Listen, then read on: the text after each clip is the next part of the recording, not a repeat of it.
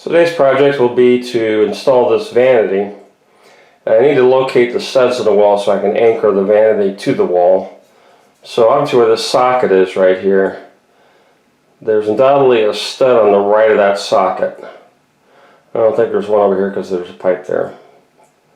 There's a stud there, and there's probably one about 16 inches over, probably over in here somewhere. So I should have two studs to anchor to. I'll just use a stud finder. I'll locate the studs, mount the vanity in there, and we'll go from there.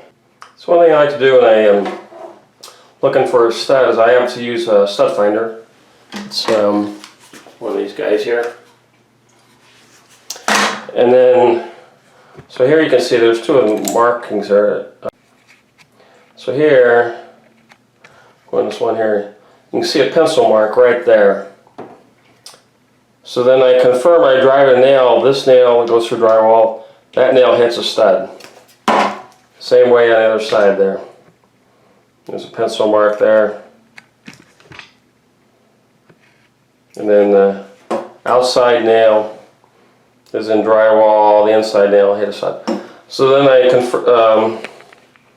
just went up here with tape